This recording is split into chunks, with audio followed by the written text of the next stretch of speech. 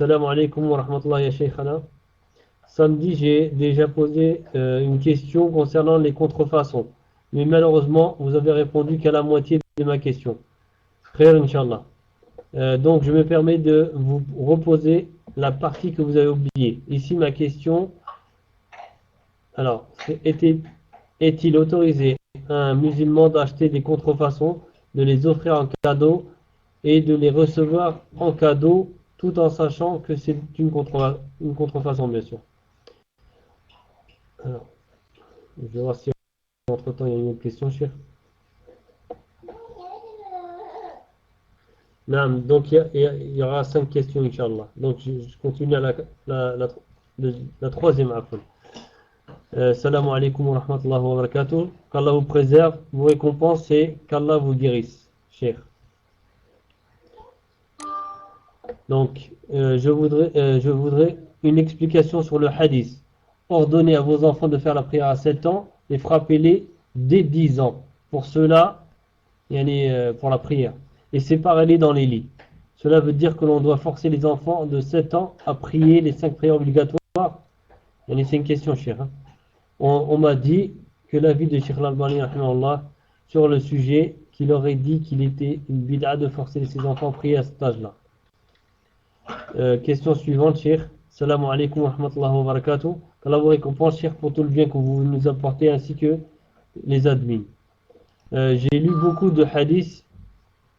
J'ai lu à fond beaucoup de hadiths qui disent qu'il est important d'avoir des liens avec les gens de la communauté. Mais j'ai lu d'autres hadiths qui disent qu'il est bien de rester seul. Je voulais savoir, est-il contraire à notre religion si le musulman a peur pour sa foi de s'isoler des gens?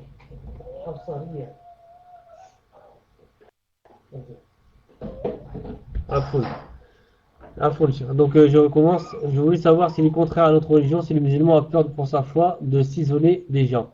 Puis je refuse l'invitation d'une sœur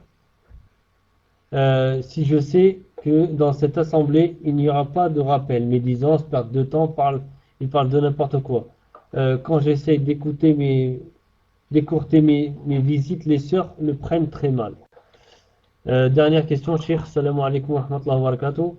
A-t-on le droit de donner son sang et ses organes dans un pays mécréant?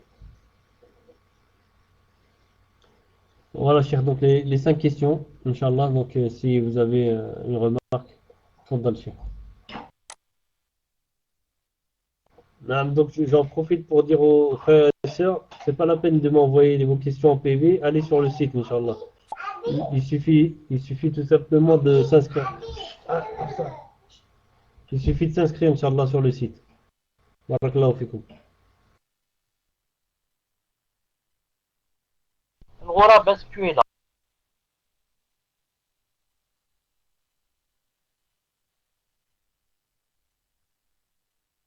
Alhamdulillah. La fois passée, j'avais parlé de la contrefaçon et montré que c'était interdit. Non, car comme j'ai dit la fois passée, j'ai dit qui accepterait qu'on lui prenne son nom et son logo et qu'on fabrique des choses à sa place et vende des choses à sa place. Mais maintenant, peut-être que moi, Wallahu a'lam, c'est quoi la contrefaçon? إذا ممكن يعني tu nous dis c'est contrefaçon. تفضل. Naam, Cheikh, la contrefaçon, elle est claire, comme vous avez dit la dernière fois déjà. Il semblerait qu'on imite des marques des marques de renommée. En général, c'est pas des marques banales. Ces marques-là, ils ont déposé leur marque. Ils ont déposé, c'est-à-dire ils ont donné de l'argent pour que la marque ne soit pas contrefaite, quoi, qu'elle apparaisse pas. Et ça, ils le font. On trouve ça dans les pays, hein, Maroc, Algérie. On vient, on trouve des marques de basket, de vêtements et tout. Et donc, ils sont pas chers. Tandis qu'en France ou alors en Europe, ils sont chers. C'est des marques qui sont assez chères. Et en même temps, c'est aussi une chose qu'il faut savoir, cher. C'est des marques qui sont portées par les kuffars. C'est comme si c'était un. euh, donc, donc la personne, elle me dit, je cherche de dire ce qu'elle me dit. C'est moi qui a posé la question. Donc, la contrefaçon, c'est juste pour savoir si on peut l'acheter ou recevoir comme cadeau ou pas. C'est tout ce qui. Ou alors on doit refuser le cadeau. Donc c'est aussi un symbole pour les kuffar, cher. La plupart des marques qu'on connaît, c'est des symboles. Ça veut dire que la personne, soit elle est riche, soit elle se permet de porter ça. C'est que, et c'est déconseillé en général, c'est clair. Parce qu'ils portent ces marques-là, les kuffar, et nous, on doit donc se distinguer d'eux, Inch'Allah. Tfaddal, cher. Alhamdulillah. Donc la réponse, Inch'Allah Ta'ala, c'est comme la fois passée. C'est comme la fois passée. Puisque cette chose, c'est du trafic, et puisque le propriétaire lui-même n'aimerait pas, ou peut même ester quelqu'un en justice. S'il apprend qu'on lui a pris sa marque, donc ça devient interdit, ça devient haram. Ça devient haram, donc ça devient haram de l'acheter, haram de le vendre. Haram de l'acheter, haram de le vendre. Maintenant, si quelqu'un, par exemple, nous donne un cadeau, ensuite on découvre que c'est quelque chose qui a été contrefaite, ici, il faut avoir de la sagesse et du tact. Comment ne pas brusquer la personne qui, mskina, est venue te faire plaisir, est venue croyant qu'elle allait te faire plaisir. Donc, il faut avoir du tact. Comment, ou bien lui dire que cette chose est contrefaçonnée, etc. Ou bien la prendre et ensuite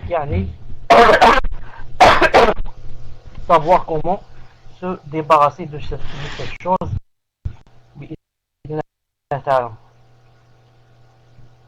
On lui dit que non. Non, il faut chercher une solution, comment lui faire parvenir le message, Inch'Allah Ta'ala. Pour la personne qui avait dit que, tout en sachant qu'elle laisse ses parents malades et vieux, et fausser là-bas, l'accompagner aux autres et rester là-bas pour de bon.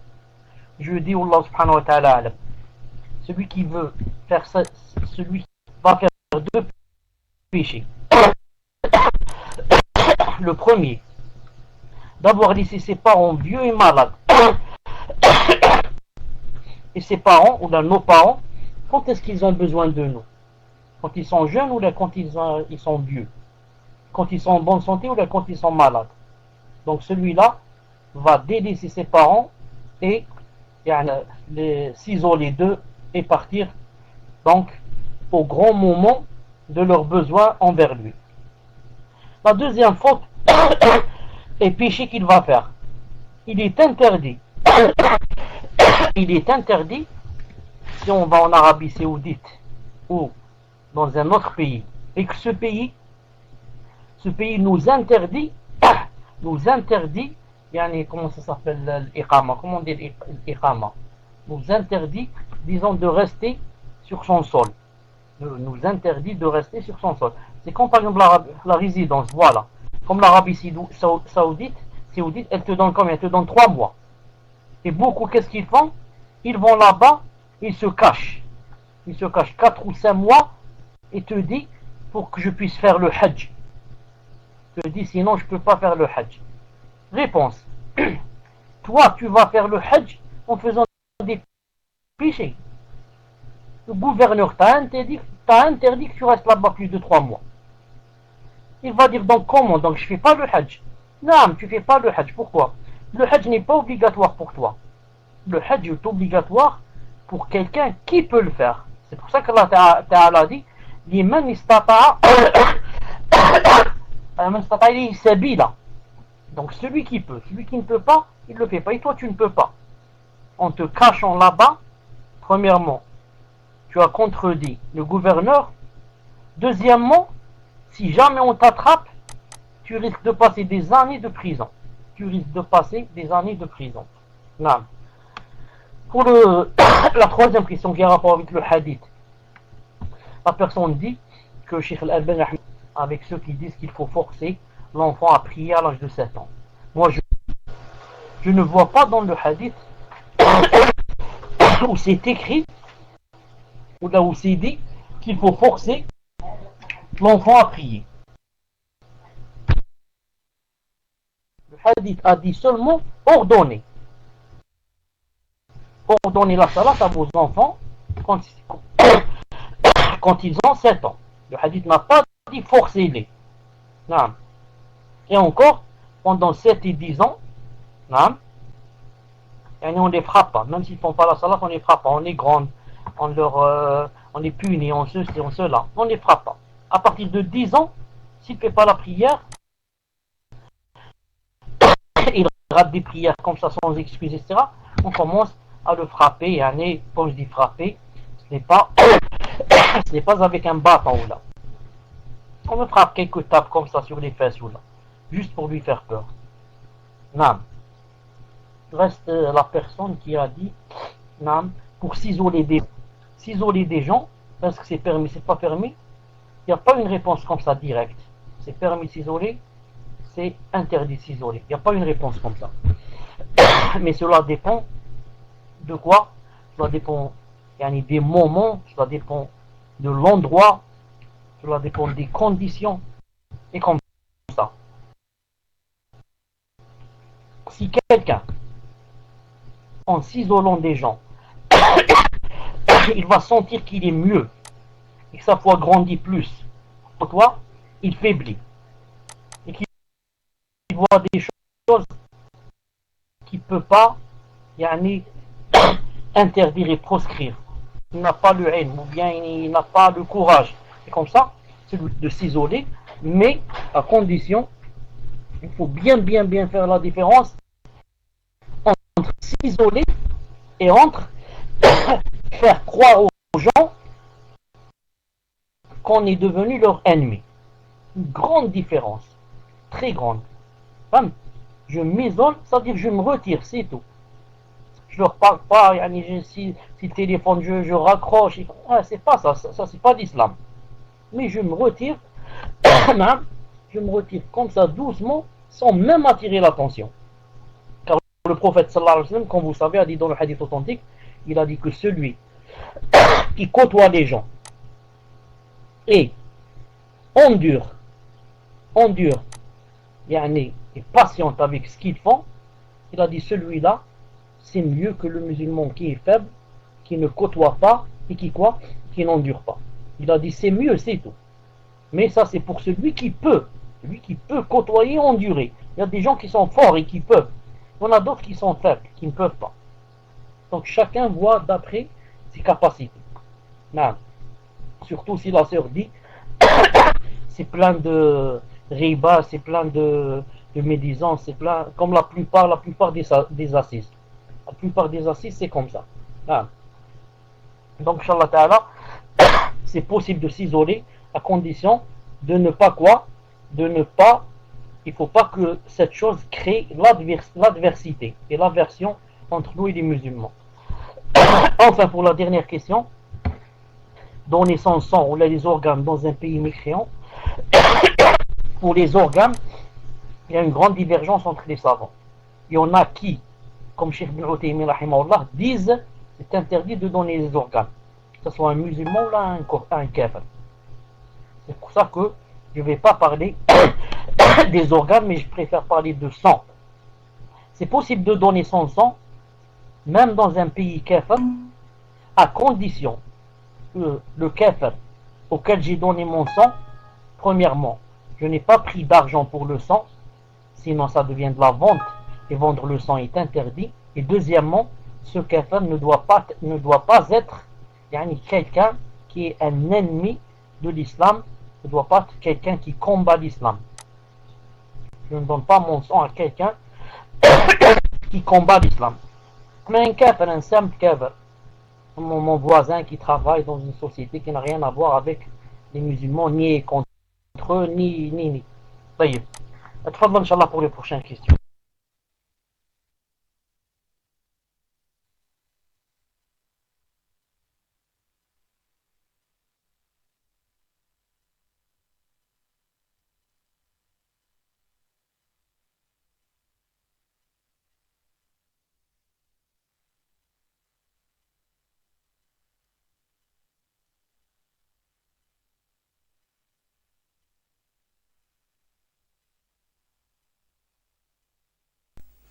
السلام عليكم ورحمة الله وبركاته. Le son est clair, Inch'Allah. Alhamdulillah. Un frère dit que sa mère est décédée avant son grand-père maternel, qui, à son tour, décéda beaucoup plus tard. Le frère aimerait donc savoir si lui et ses frères et sœurs pouvaient hériter de leur grand-père, sachant que celui-ci avait d'autres enfants, leurs tantes et leurs oncles maternels qui disent qu'ils ne doivent pas hériter. Donc, cher, si la question n'est pas claire, Inch'Allah, je la répète. Question suivante.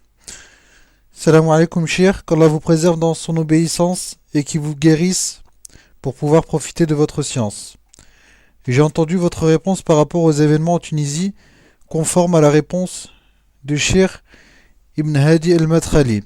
Et j'ai cependant une remarque. Ben Ali a été élu d'une façon illégitime et illégale. Falsification des votes, comme nous le savons, tout le monde le déteste et n'aurait pas eu 99% des votes. Est-il toujours donc le gouverneur de ce pays, comme la plupart des pays arabes aujourd'hui? Comment doit-on se comporter face à cela? Barakallahu fikum et qu'Allah fasse que les frères et les sœurs présents, nous nous retrouverons au paradis au plus haut degré et rencontrerons le prophète sallallahu alayhi wa sallam et voir Allah le Très-Haut. Question suivante. Salam alaikum wa rahmatullahi wa barakatuh. Peut-on faire salat istikhara à la place d'une personne? Question suivante. Salam alaikum shir. J'ai rencontré un tablir et je ne le savais pas. Quand il me l'a avoué, il m'a dit des choses atroces sur la salafia. Il les déteste et ne veut rien entendre d'eux. Mais il est très ignorant malgré sa longue durée dans son minhaj égaré. Dois-je lui faire le prêche ou me désavouer comme cela était l'attitude de nos pieux prédécesseurs? Barakallahu fikum shaykhana. Question suivante. Salam alaikum wa rahmatullah. J'aimerais savoir s'il était possible qu'une sœur donne zakat el-mal à ses parents s'ils n'ont pas les moyens de payer toutes leurs dettes. Barakallahu fikum, qu'Allah vous récompense. Tfadal Cheikh.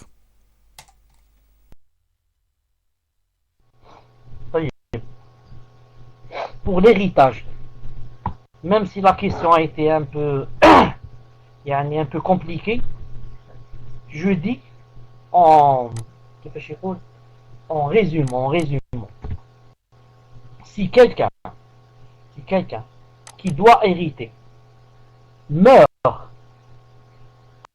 avant celui qui devait hériter, donc, donc les enfants de cette personne qui est morte, qui devait hériter, ne pourront pas hériter.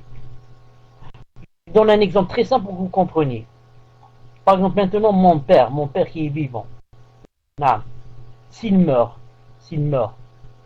moi, je serai parmi les héritiers. Moi, mon frère, d'autres sœurs, on sera les héritiers de mon père. Mais maintenant, si moi je meurs, moi il m'arrive de mourir par exemple avant mon père, donc aucun de mes enfants ne pourra hériter. Aucun de mes enfants ne pourra hériter. Donc, l'une des conditions de l'héritage, il faut quoi? Il ne faut pas mourir avant celui qu'on va hériter. Et je pense que, Inch'Allah Ta'ala, la réponse est claire. Pour la deuxième question, en ce qui concerne Ben Ali, et que c'était un gouverneur élu illégitimement. Non, les tantes et les oncles ont raison, ça.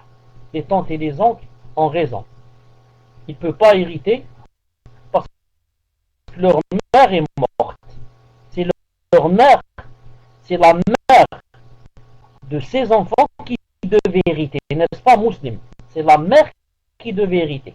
Et elle est morte. Et eux, ils veulent maintenant hériter leur grand-père, le père de leur mère. Donc c'est pas possible, car leur mère est morte. Est-ce que c'est clair, musulman?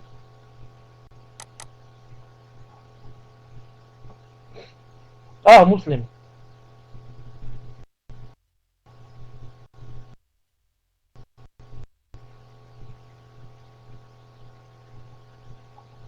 C'est-à-dire que la vraie réponse, que ma réponse aurait été correcte si Ben Ali avait été élu légitimement. Moi je dis, attention ici, c'est une chose très très importante ce que je vais dire. Très très très important pour le minhaj salafi. Très important. Il faut graver cette chose en or. Il faut l'écrire en or et la graver. L'avoir toujours entre les yeux. Chose, tous les savants des salafs sont unanimes pour dire que le gouverneur, s'il prend la gouvernance de force, il fait sortir les chars, l'armée et les avions et les chars, et il prend la gouvernance. Ou bien, il trafique à 100%. Et le jour des résultats, il va te dire, voilà, j'ai gagné à 99,99%. Tous les salafs sont unanimes pour dire que, même dans ce cas, c'est le gouverneur. Il devient gouverneur. Vous voyez, même s'il a pris les choses de force, il a frappé, emprisonné, fouetté, et il est monté, il a pris la gouvernance. Classe. Ils ont dit, pour ne pas faire une fitna beaucoup plus grande, on va patienter et on va se confier à Allah subhanahu wa ta'ala pour qu'il nous fasse une solution. Et vous avez remarqué, les gouverneurs, que nous le peuple, Allah, qui aurait dit, il y a un mois avant ce qui s'est passé en Tunisie, qui aurait dit que Ben Ali savait que voilà ce qui allait se passer, qu'il allait tout quitter, qu'il allait sortir expulsé, qu'il allait. Non. Il y a un mois seulement, si on lui avait dit ça, il va dire c'est impossible. Comment? Moi j'ai tout, c'est moi qui dirige, c'est moi le plus fort, j'ai l'armée, j'ai ceci, j'ai cela. Mais Allah subhanahu wa ta'ala, quand il veut une chose, personne ne peut entraver sa volonté. Donc voilà, j'ai répondu à la deuxième. Même illégitimement, le gouverneur est un gouverneur s'il arrive à quoi? S'il arrive à prendre les commandes et que classe l'armée, etc., c'est soumis à lui. Comme ça disent les savants. Pourquoi je vous ai dit ça? Parce que quand vous allez discuter avec des tekfiri ou là, ils vont vous dire oui, mais celui-là, il n'a pas été élu démocratiquement, ou là, il a pris la chose de force. Il lui dit justement, même s'il la prend de force, classe. Comme ça disent les salafs. Ils disent, même s'il prend de force, classe, tu dois lui obéir. Sinon, on va rentrer dans des mares de sang, des mers de sang qui ne vont pas finir. Faire l'istikhara à la place d'une autre personne n'existe pas en islam. Faire l'istikhara à la place d'une autre personne, ça n'existe pas. C'est la personne elle-même qui doit s'humilier et se montrer faible devant Allah subhanahu wa ta'ala et faire la dua et demander, faire la salat et la dua et demander à Allah ta'ala de lui choisir. Si la personne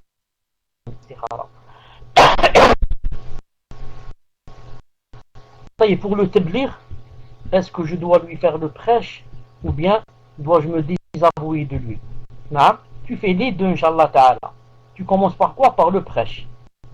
Tu essayes, hein? Si tu peux, même 2 ou 3 ou 4 ou 5 années. Faire le prêche, ce n'est pas tu t'assois une fois avec lui, ensuite tu te dis je me désavoue de toi. Si tu vois qu'il t'entend et qu'il penche vers toi qu'il voudrait s'asseoir avec toi, qu'il voudrait être ton ami, laisse-le venir, laisse-le, naam. Et yani, c'est pas chaque fois que tu lui parles, tu es dans le faux là. Non, doucement, doucement, doucement, doucement. C'est quand il lui pose des questions, quand ceci, quand cela. Naam. Si tu arrives à te faire aimer, yani, si tu arrives à conquérir son cœur, sera facile par la suite. Essaye de, yani, l'inviter vers toi, l'inviter chez toi, l'inviter à aller manger, l'inviter à droite, à gauche, pour qu'il s'habitue à toi. Ensuite, Inch'Allah, doucement, doucement, tu lui fais le prêche. Si ça ne marche pas, il dit non, classe, écoute, ne me parle plus de cette chose. Écoute, c'est impossible. Et ceci, cela, tu lui dis, moi aussi, je me désavoue de toi. Donc, c'est terminé, à partir d'aujourd'hui, c'est terminé entre nous. Car lui, n'oublie pas, c'est un grand jahal. C'est l'un des plus grands ignorants qui puisse exister sur terre. Il ne connaît que 2 ou 3 hadiths de Riyad Salihin et un livre qu'ils lisent qui s'appelle Nisabi Tabligh, le Tabligh Nisabi. C'est tout ce qu'ils ont. Et ils ne font pas la da'wa à Allah Azza wa Jal et son prophète, mais ils font la da'wa à quelqu'un qui s'appelle Ilyas Kandahlawi. Ilyas Kandahlawi, leur grand chef qui s'est égaré et a égaré avec lui tous ces gens-là. المهم فضائل الأعمال. نعم، فضائل الأعمال. بارك الله فيك. Pour la zakat al-mal, quand on a des parents qui ont des dettes, il nous est permis de leur donner zakat al-mal. Pourquoi? Ce n'est pas à cause d'eux, ils n'ont pas d'argent pour manger ou boire. Ce n'est pas pour, attendez, je cherche le verbe, pour les nourrir, mais c'est à cause des dettes. Quand c'est à cause des dettes, l'enfant peut donner au père et le père peut donner à son enfant. Quand c'est à cause des dettes, à condition que les dettes soient halal. Voilà, si tu es là. Oraba, est-ce que vous m'entendez?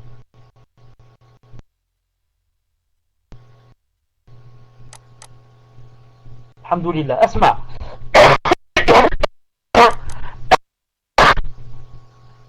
Chauffe, je dois m'arrêter un quart d'heure, Inch'Allah. Je dois m'arrêter un quart d'heure. Quand je chauffe, Agda, quand je chauffe, là, tout augmente de plus en plus. Et Allah subhanahu wa ta'ala est témoin qu'aujourd'hui je n'allais pas faire de cours. Pas à cause de la tout, mais à cause d'autres problèmes. Mais pour ne pas perdre le contact, j'ai dit au moins je fais question-réponse. Donc je vais m'arrêter un quart d'heure, Inch'Allah ta'ala, et on reprend après un quart d'heure, Inch'Allah ta'ala. Si vous pouvez, mettez avec le Coran que j'aime bien. Amen. Le Coran qui parle en français est traduit en arabe, si vous pouvez. Sinon, mettez autre chose. Salam alaikum. Muslim. Bon, je t'ai aidé pour prendre le micro, Inch'Allah. Donc, Cheikh, on continue, Inch'Allah. Je vais vous lire les questions. La première, Inch'Allah. Donc, Cheikh, le salon, à cause du salon, ça coupe et on entend mal en fait. Donc, je ne sais pas si on m'entend bien maintenant. Il y a beaucoup de coupures. Donc, si ça ne va pas, on va fermer et rouvrir le salon. Première question, salam alaikum, Cheikh. Le rappel seul vaut-il le rappel lors d'un groupe pour être mentionné auprès d'Allah? Yani, dhikr. Si une personne est toujours seule, sera-t-elle mentionnée ou pas?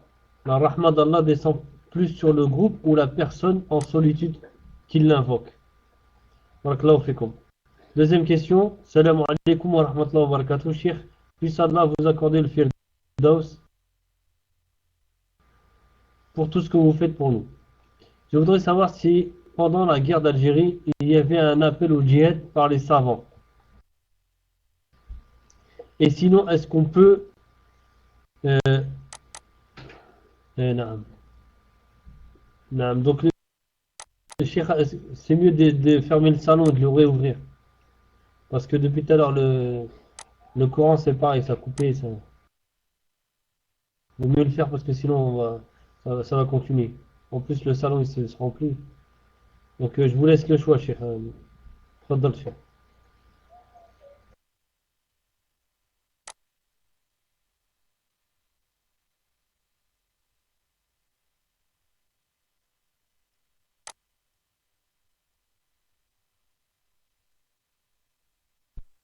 D'accord, Inch'Allah. Donc, je répète la première. Donc, la question est Salam alaikum, cheikh. Euh, la personne, elle veut dire par là, yani, lorsque on mentionne Allah, yani, elle veut dire, est-ce que quand on la mentionne toute seule, yani, que la personne est toute seule à fond, est-ce qu'il sera mentionné auprès d'Allah, auprès de Mala, fils Sama. Et si une personne yani, mentionne Allah, mais en groupe, est-ce que c'est pareil? Ou alors, donc là, le hadith qui vise plutôt le groupe ou la personne qui est toute seule. Donc ça, c'est la première question. Deuxième question, Cheikh.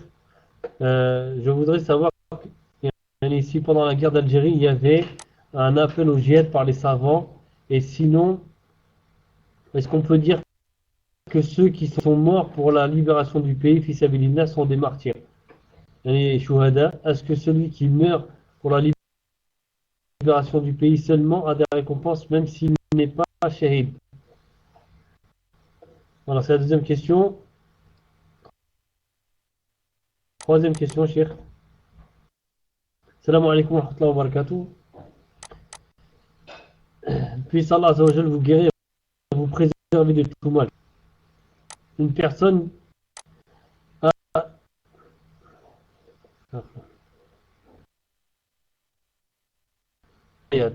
Et ceci peut durer plusieurs jours.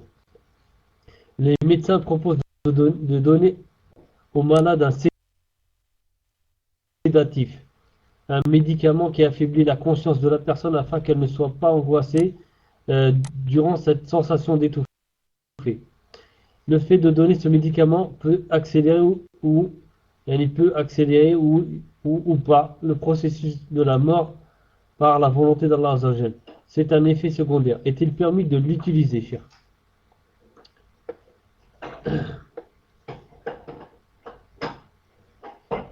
Donc, je passe à l'autre question, parce qu'il y a deux questions, j'en pose qu'une seule, on n'a pas le droit à deux. Salam alaikum, ya cher, j'espère que vous allez bien, qu'Allah vous préserve.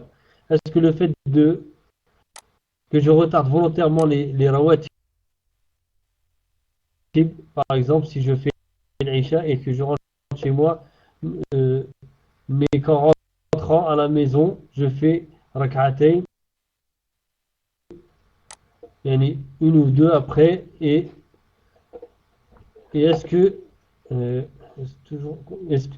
est-ce que c'est toujours compté parmi les rawatib? Jazakumullah khair. Faut bien rédiger vos questions, barakallahu fikum. Vous avez le temps normalement. Salam alaikum, cheikh.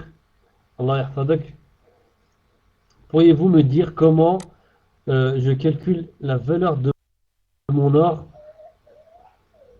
yani, la valeur de mon or pour sortir la zakat? Dois-je voir le prix de l'or en bourse ou aller les estimer chez un bijoutier, car il y a une très grande différence entre les deux. Le prix de l'or à la bourse est inférieur. Celui des bijoutiers, bien sûr, est beaucoup plus élevé. Pourriez-vous m'éclairer, barakallahu fikum? Placement. Tfaddal, cheikh. Wa alaykoum salam wa rahmatullahi wa barakatuh. Pour la première question, je n'ai pas bien comprise. Si c'est possible, Inch'Allah Ta'ala, de la recommencer après. Pour la deuxième question, en fait, les savants, en Algérie, les grands savants, n'étaient pas au début d'accord pour soulever le peuple et faire ce qu'on appelle le djihad. Parce que pour eux, je parle des savants algériens, pour eux, ils voyaient que ce peuple n'avait pas encore atteint le degré de maturité qui le pousserait à combattre. Et ils avaient vu que c'est un peuple ignorant, vraiment, vraiment loin de la religion, à cause de ce qu'a fait la France d'eux, leur a interdit d'apprendre la religion, etc. Donc ils ont vu que pour la personne qui meurt, pour qu'elle soit martyre, il faut qu'elle fasse cette chose. Fisabilillah. Il faut qu'elle fasse cette chose fisabilillah. Mais maintenant, comme dit Cheikh Ibn Uthaymin, il dit, si jamais nous sommes un pays musulman et il y a des kuffars qui veulent nous coloniser, ensuite nous, on veut chasser des kuffars et leur faire le djihad, pour que quoi? Pour préserver notre islam, préserver notre pays qui est musulman. Il a dit ça aussi, ça rentre dans Fisabilillah. Il a dit celui qui meurt avec cette intention aussi est mort Fisabilillah, il est shahid. N'est pas shahid celui qui quoi? Qui ne pense pas à cette chose dans son cœur. Il dit seulement je veux tuer cet ennemi, ou il dit seulement je veux libérer ce pays. Mais il ne dit pas dans son cœur je veux libérer ce pays parce qu'il est musulman. Non. Ou bien il ne dit pas parce que il a été colonisé par des kuffars. Voilà. Pour lui en médecine, c'est lui qui peut, Inch'Allah Ta'ala, répondre à cette question. Moi, tout ce que je peux dire, c'est que quand quelqu'un est malade et on lui donne des choses pour le calmer, pour l'endormir, etc., que c'est permis. C'est pour ça que les savants, qu'est-ce qu'ils font? Ils disent que c'est permis, c'est-à-dire l'anesthésie, alors que l'anesthésie, c'est quoi? En fait, c'est haram l'anesthésie. Pourquoi? Parce que elle va te faire, elle va te faire perdre ta conscience. Tout ce qui fait perdre la conscience, c'est haram. Mais les savants disent c'est halal. Pourquoi? Car elle ne se fait pas dans un but. Que c'est pour rêver, divaguer, etc. comme font ceux qui se droguent. Elle se fait dans le but de se soigner. Pour la personne qui retarde les rawatib, ce qu'il faudrait savoir, c'est que les rawatib sont collés à la prière obligatoire. Si c'est la ratiba de salat al-subh, il faut faire salat al-fajr et juste ensuite on attend un peu, on fait salat al-subh. Si c'est la ratiba de salat al-dhuhr,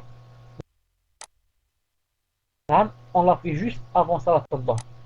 Si c'est la ratiba de salat al-dhuhr après le dhuhr, dès qu'on termine salat al-dhuhr, on la fait. Dès qu'on termine salat al-maghrib, on fait la ratiba. Dès qu'on termine salat al-isha, on fait la ratiba. Mais il arrive que des fois, on soit quoi? On soit occupé. Il arrive qu'on soit occupé, qu'on ait des invités, ceci, cela. On peut la retarder. On peut même la quoi? On peut même la... Attendez, comment on dit? Naqdi, c'est-à-dire on peut même... la récupérer. Disons, on peut même la refaire, même lorsque son moment est sorti. Même lorsque son moment est sorti. Si c'est la ratiba de salat al-subh, par exemple, fajr, la ratiba de fajr, elle est passée, qu'est-ce qu'on fait? Dès qu'on fait salat al-subh, on l'a fait, on la rattrape. Si c'est les 4 avant d'or, ils sont passés, qu'est-ce qu'on fait? Je suis rentré à la mosquée, c'est le d'or. Qu'est-ce que je fais? Je vais faire Ratiba, je vais faire d'or. Après ça, d'or, je rattrape les 4. C'est pour ça que le prophète sallallahu alayhi wa sallam rattrapait aussi. Après salat al-Asr, il rattrapait. Comment il s'appelle Hada? Il doit aller chez lui. Il lui demandait combien coûte le gramme d'or. Ensuite, on voit, nous, combien on a de grammes. On va peser. Si on a 100 grammes d'or, on va d'abord voir si on a plus de 85 grammes. Non, sinon, la zakat n'est pas obligatoire. Mais si on a plus de 85 grammes, et certains disent 81 grammes, il y a une divergence ici. Certains disent 81 grammes, beaucoup, la plupart disent 85 grammes. Donc, qu'est-ce qu'on fait? On va peser notre or. Si par exemple on a 100 grammes, et qui nous a dit par exemple que, par exemple là, c'est par exemple 3 euros le gramme, par exemple. Donc, je multiplie 3 par 100. Ça fait 300. Et je fais sortir 2,5%. Pour que vous sachiez comment on fait la zakat, hein, il faut diviser ce qu'on a par 24. Il faut diviser ce qu'on a par 24. Et je fais sortir le 1/24e. Voilà. Je pèse tout ce que j'ai en or. Ensuite, je divise par 24. Et ce que j'ai divisé par 24, je fais sortir le 1/24e. Voilà, Inch'Allah Ta'ala. Voilà, vous m'entendez?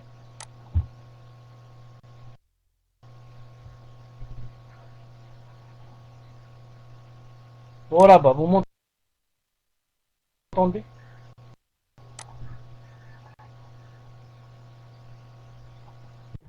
Alhamdulillah. Donc, قدر الله ما شاء فعل. قدر الله ما شاء فعل. On va s'arrêter ici. Il y a des gens maintenant qui sont venus me voir. Il y a une femme qui est venue me voir. Donc, on va s'arrêter, Inch'Allah Ta'ala, ici.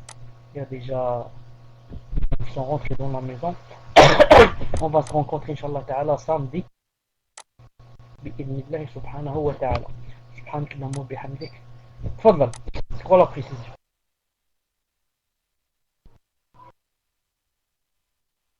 الغرابة في بيت بارك الله فيك. J'attends la précision. مسلم. تفضل. J'attends la précision.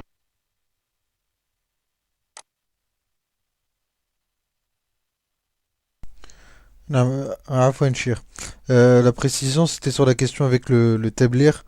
La sœur dit, j'aimerais savoir s'il est autorisé de côtoyer une personne de l'innovation juste en tant qu'ami. Et est-il autorisé de la côtoyer pour le prêche? Barakallahu fikoum. Tfadal Shir.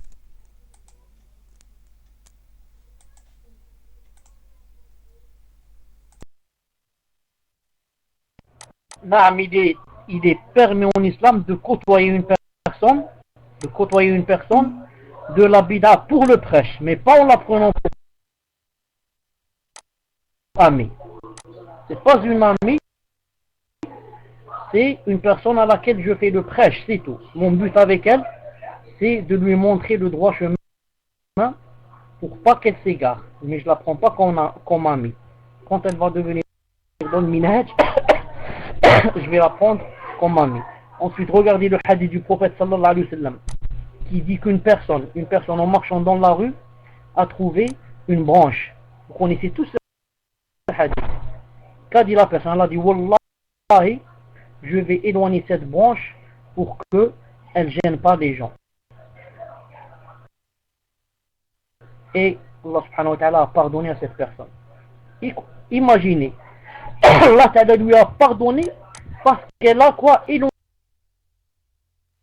une branche seulement pour que les gens ne tombent pas dans la rue ou là se font mal ou là. Qu'en est-il pour celui qui va éloigner des branches de bid'a, des branches d'innovation, des branches d'obscurité, quand les gens du takfir, quand les gens des ahbash, quand les gens de tablir, et comme ça. Donc, cette sœur doit faire cette chose fi billah. Et pour, elle marche avec elle, fi billah, pour lui montrer le minhaj. Et quand elle voit que cette sœur